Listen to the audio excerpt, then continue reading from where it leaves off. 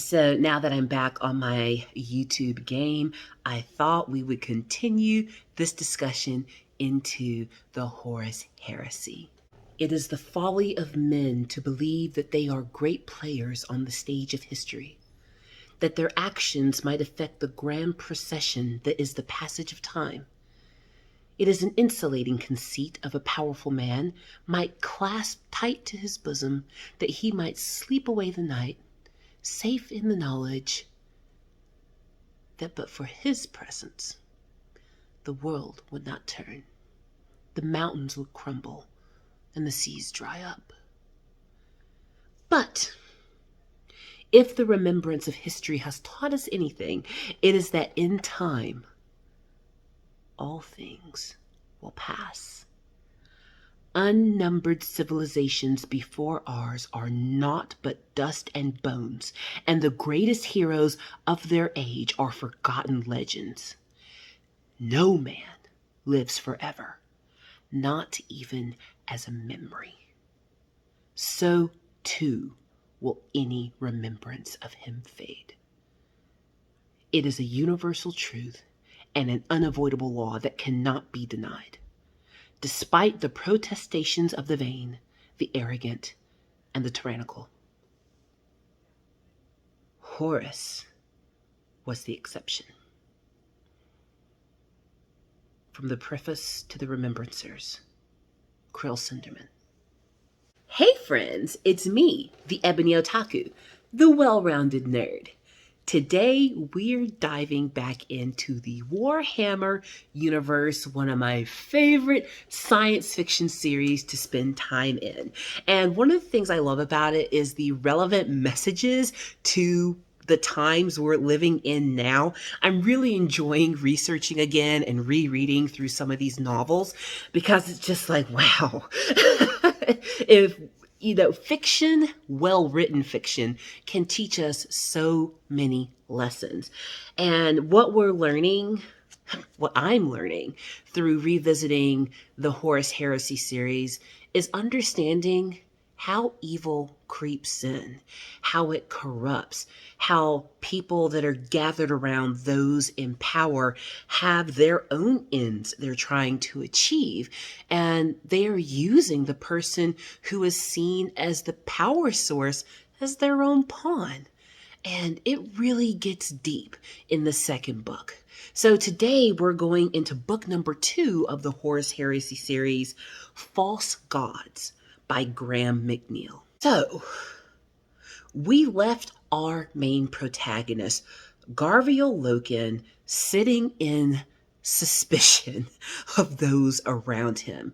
He has learned that inside of his legion that the lodges exist. They're kind of like brotherhoods or fraternities, but not good things are happening.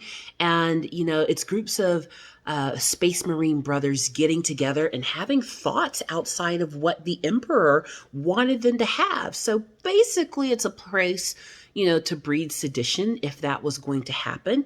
And he has also learned that some of the views of his fellow Mournenval members, if you don't know who that is, go back and look at the last video. Some of his fellow Mournenval members are not exactly in line with the vision of the Emperor of mankind. And he's kind of like, what's going on here?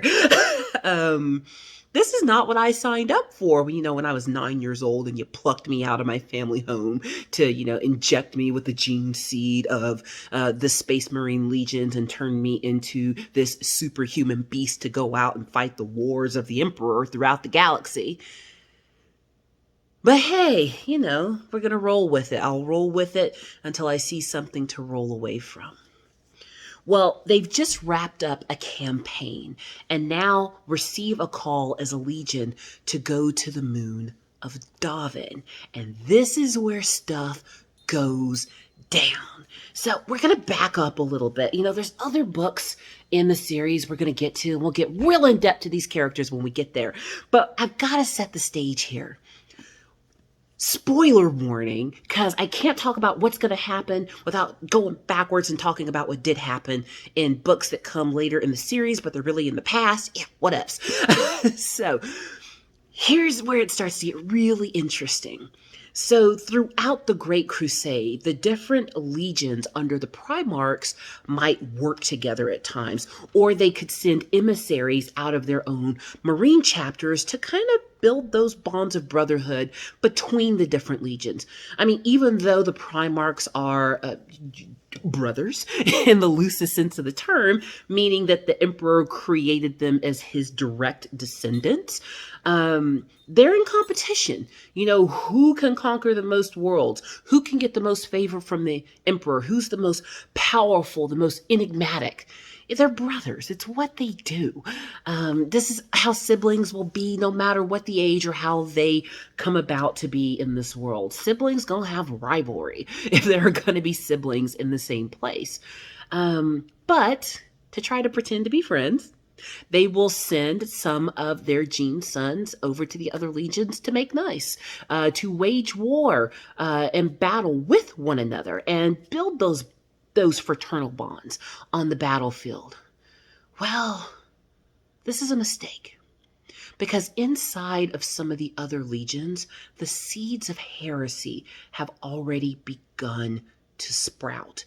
And in a couple of legions, they haven't sprouted. They are in full bloom. And these Primarchs, for the most part, have zero idea that within their own legion, they've got people doing crazy stuff and plotting their downfalls. So we're going to talk about two other legions first, and I'll bring it all back home to how it affects Horus and his Mordenval group.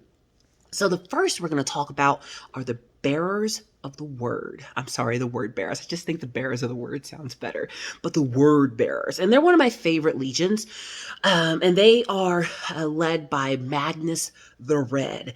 Magnus is rather unique among the Primarchs, even though the Primarchs on their own are already unique. But Magnus is totally cool with openly worshiping the Emperor as a god. He's fine with it. And that's a big deal, because in the Emperor's grand utopia of the year 40,000, there are no gods. You don't worship anyone, especially not him. He believes in science and facts and the material world. And even though chaos and the warp exist, general humanity doesn't need to know about it. Science first, no gods. You talk about worshiping a god, you die. Like, that's how it is. But the Emperor is so powerful and so great and so different from all other humans, even the Primarchs, that Magnus and the people of his worlds that he's conquered worship the Emperor. That's a no-no. Not only that, but Magnus and his legion are actively engaged in manipulating the powers of the warp. That's also a big no-no at this time. This is Warhammer before the 40k universe shows up. So there's Warhammer and Warhammer 40k. This is like 10,000 years before 40k, when all that's cool. It's not cool right now. The Emperor doesn't want anyone messing with the powers of the warp, especially not his gene sons, because the powers of the warp, the chaos gods that are in the warp, are corrupting. That's what they do. You have Nergaleth, who is the god of decay, my least favorite to talk about. You have Slanesh, the god of pleasure and debauchery. You have Tzeentch, who is the god of change. And then Khorne, the god of destruction and war. That is all these creatures exist to do and be. And they're nicely tightly wrapped up in the warp right now, where they should be. However, humans with psyker or psychic abilities, or who just go out looking, can cross over and experience the denizens of the warp. There are demons in the warp. There are nightmarish visions and creatures in there that human minds cannot handle. And a lot of times when just regular human beings come across a warp creature, drives them insane or kills them just to have that knowledge. That's how dangerous the warp is. But for Magnus, it's a place to play. And his legion actually has designated soldiers whose job it is to use warp capabilities in battle. They have the ability to connect to warp space, one for travel and two for communication and sending psychic messages across the galaxy. Now, we're going to go back even further.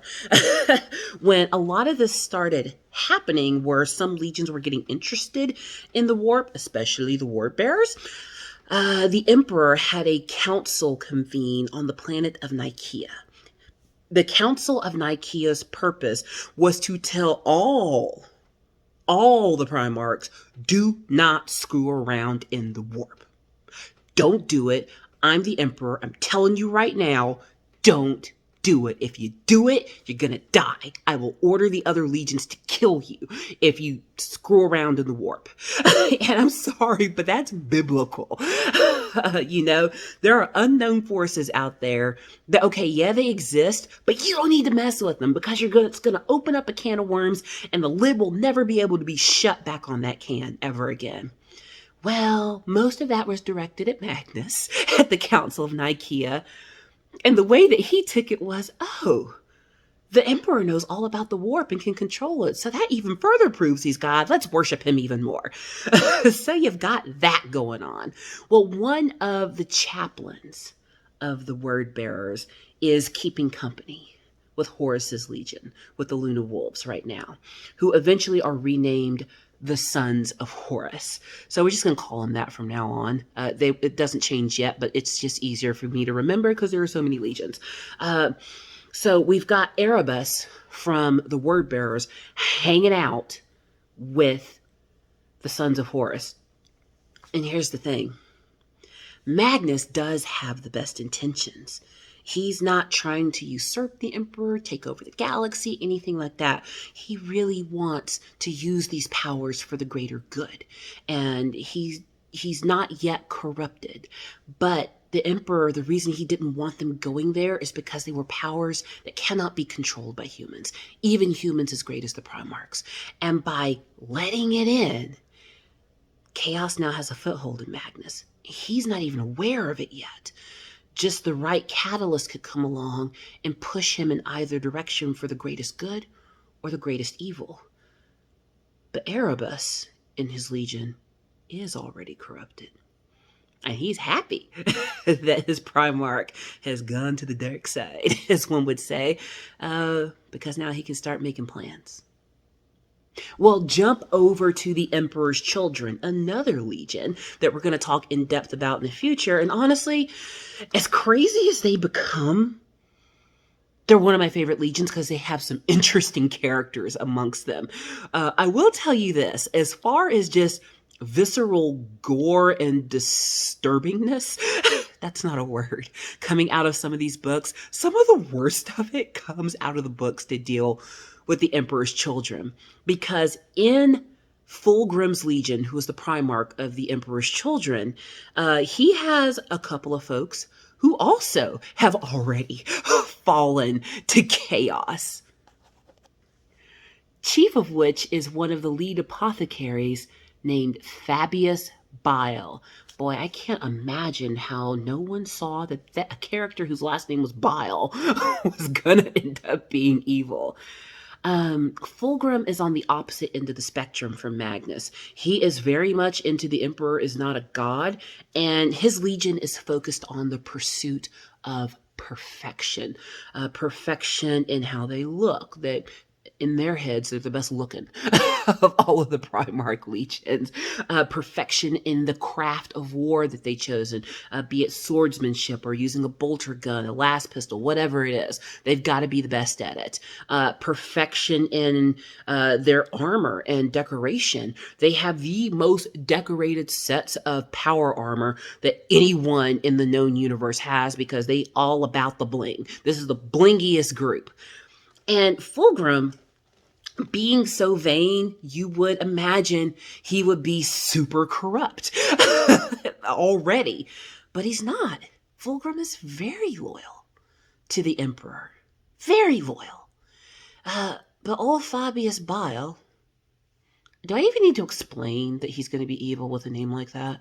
But old Fabius Bile has already started piddling around in the warp, because he's hung out with Erebus too. And Erebus and Fabius craft a plan together because they want their own Primarchs corrupted. But they also want the War Master corrupted. All of this is happening to drive Horus Lupercal to the moon of Davin, so that the plans of Legionnaires can be enacted on the Primarchs to get to the desired end of chaos ruling the known galaxy. So the excuse is made, and they are heading to Davin. And this is where everything changes. Horus has been fed this story that the governor of the planet has just sworn off the emperor and just thrown up a whole mutiny. And, well, that just can't be. You can't be a conquered, compliant world and then all of a sudden decide you're not going to be compliant. No. That's not how any of this works. So, being, the vindictive little so-and-so that Horus is, he unleashes all of the wrath on Davin's moon to go after these rogue citizens. Well, when the dropships land on Davin, they encounter something they weren't expecting. Because remember, up until this point, the Space Marines on the whole don't have experience with the warp or the warp creatures, the warp gods. They don't know what any of this is. They may have heard whispers of it, but they don't go there. When they land, they are greeted by death. They are greeted by vox castings that are praising the power of Nergaleth, the god of decay. And they at first see nothing, no signs of life. But then all of these reanimated corpses at varying levels of decay get up out the ground with all their grossness and in their dead state begin attacking the Space Marines. And it is overwhelming because, think about it. They're dead. And this is that kind of dead where it's not like, regular zombie movies. You get them in the head and they go down. Oh, no. They're being controlled by chaos powers. You blow them apart, their bones will come after you. So there's nothing they can really do. Well, Horus wants to put down the source of this uprising because as far as he's concerned, all this can go away if he just gets to the governor of the planet. Well, it chases him into an inner chamber and he corners him, has a big battle with him, and Horus is stabbed with the anatheme blade. We talked about it last time. Go back and look at the last video. He is stabbed with the anatheme blade. It's not really a mortal wound for someone made like Horus, but it's a cursed blade. I think it can also be pronounced anathema, because anathema means curse. That's how it's spelled, so I might say them both. And, at first Horus is like, hey, he just stabbed me, I'm good. And he's like, oh, I'm not good. I am not good. He kills the other guy, but then he's like, oh, and collapses. He's like, I need a powder to cure the vapors all of a sudden. And the Mordenval gather around their fallen Primarch to whisk him back to the ship so that he can be treated by the apothecaries.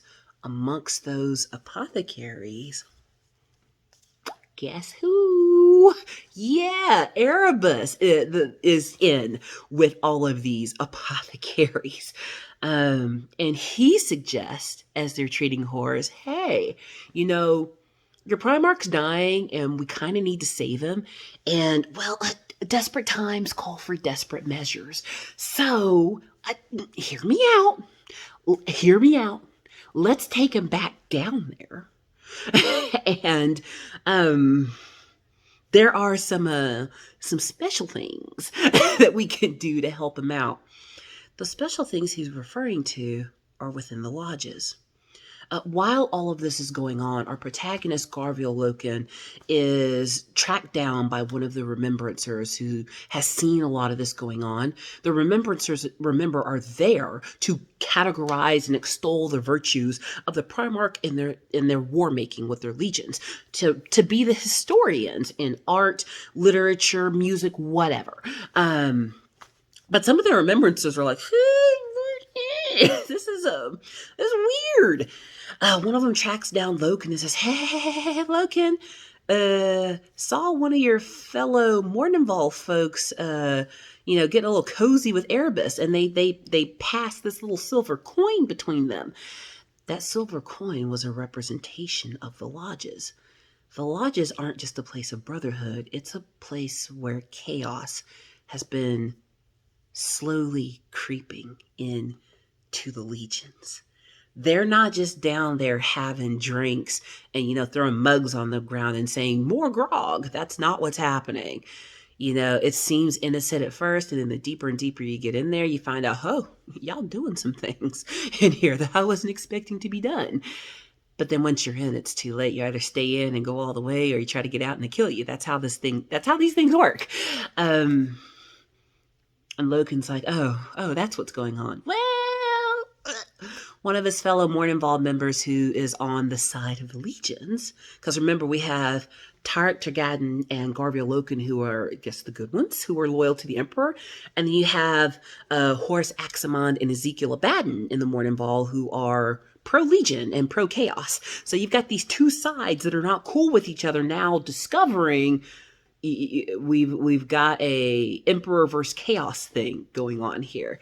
Well, they get in a fight about it.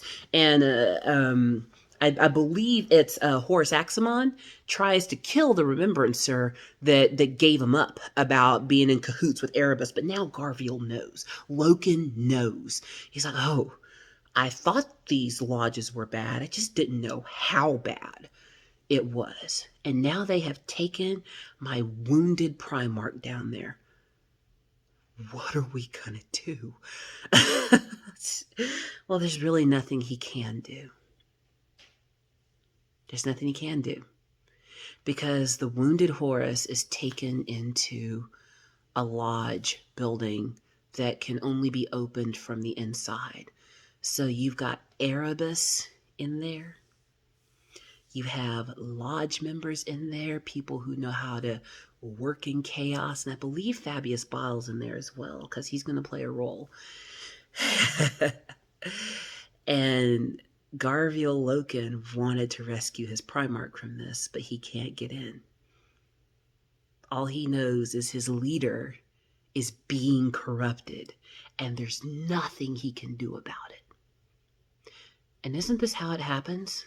It's so easy to look at the heads of corporations, companies, government, state, local, or federal, militaries, and say, that one individual who's at the top, they're the reason all this happened. Which is why I never desire a job at the very top, because you get blamed for everything. If it's feast, everyone cheers for you. If it's famine, everyone hates you. There's no in between. You can't just be like a chill middle ground CEO. It's up or down. There's no in between. And what's really happening is all of the underlings are not plotting to overthrow their leader. They're plotting to make him as corrupted as they are. That's actually scarier. Because right under his nose, Horus has all of these people that he thinks are supporting him and the Emperor's vision, who are really plotting his demise. They're plotting for him to become something evil and grotesque. Because to give yourself over to chaos, it does mean you'll be imbued with great power, but you'll be corrupted at every level. From the inside out, you are no longer what you were. You belong to the chaos gods. And that's what's happening to Horus right now. And as he lays on the table being treated by all of these people overseeing him, Magnus the Red from across the galaxy senses this is happening. And Magnus jumps into the warp psychically and runs, literally runs through the warp to have a conversation with Horus to keep him from turning to chaos, because he understands that that's what is being done to him. But you got to remember, Magnus isn't supposed to be using any kind of warp powers per the edict at the Council of Nicaea. And then on the other side, there's another voice pulling at Horus. And it's Erebus disguised as one of Horus's lieutenants, telling him that the Emperor lied to them, that the Emperor threw them out into the warp on purpose when they were small, as part of his great experiments, that he's been lying to them all these years, that the reason the Emperor went back to Earth wasn't, for new discoveries, blah, blah, blah, whatever he told them. It's really because he wants to set himself up as a god ultimately, and when he's done using all of you, he'll discard all of you. You're not going to be part of history. You're already part of the past that's going to be forgotten. And that resonates with Horus's spirit that wants to conquer, to be a warrior, to be known for who he is and what he's done. He will not be silenced. He will not be relegated to a footnote in the history of the galaxy that he conquered. The Emperor didn't conquer it. He conquered it. This is my galaxy. I'm not going to let the Emperor take it from me. And you've got Magnus in his mind trying to pull him back to the side of light. But Horus recognizes you're not even supposed to be here. You were told at the Council of Nicaea to not even use these powers, but you are. So why would you tell me to remain loyal to the Emperor when you are obviously flouting one of his edicts? Well, I guess you can guess how it goes. Horus is completely imbued with chaos. He is on his way to becoming a demon prince of the warp. And he begins his plans to not only get half the Primarchs to corrupt as well, but to eventually head to Terra and overthrow the Emperor. Remember old Fabius Bile? Well, that anatheme that did all the stabbing, Erebus gives it to him. Because that sword that started all this goofiness is going to be taken back to the Emperor's children and given to Fulgrim, so that the next Primarch can be corrupted.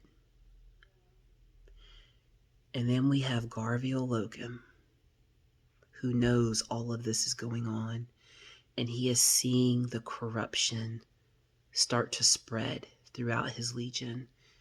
He knows who in the Morning Ball has fallen to chaos. He sees his Primarch falling to chaos, and he realizes how much of the legion before any of this had happened was already completely corrupt. And then Horus gives the order in his new warp-imbued state to head for Istvan. I absolutely love this series. Yes, it's military science fiction. There's a lot of blood, shooting, pow, pow, pow. All of that's in there. But it's also very politically intriguing as well, this series. It helps one understand how decisions in areas of power are made. Why do things turn out the way that they do? How can this person that we perceive has all the power really have no power? Who actually is pulling the strings, and who's making the decisions as to what's going to happen? And why do the rest of us have to suffer for their decisions? It's a very interesting character study of politics in the real world. I hope that you've started reading this series. I've got a lot of free time coming up. I've got taken a few weeks off because I will be having a procedure done. So I think I'm going to use some of that recovery time to dive into a couple more books, listen to some audiobooks, because I've read what's out of the entire series several times. Uh, but the worlds are so well built and so detailed that going back into them, you discover something new every time. You see a connection you didn't see the last time. And even more impressive because of the myriad authors who create this world. So I hope you enjoyed that walk through false gods. And phone call came in right as I was recording, and it was a scam call. Those are so annoying. I hope you enjoyed this walk through false gods, and we will pick it up next time with the third book in the Horus Heresy series. So I'm getting better at this, and I guess not having an outro is my outro. But I hope you will like, comment, and subscribe, and tell me about other science fiction that you love out there, or what you think about the Horus Heresy series, the whole Warhammer universe. I love it. People responded well to the last Warhammer video, so I hope you love it as well. So I can't wait to hear your thoughts.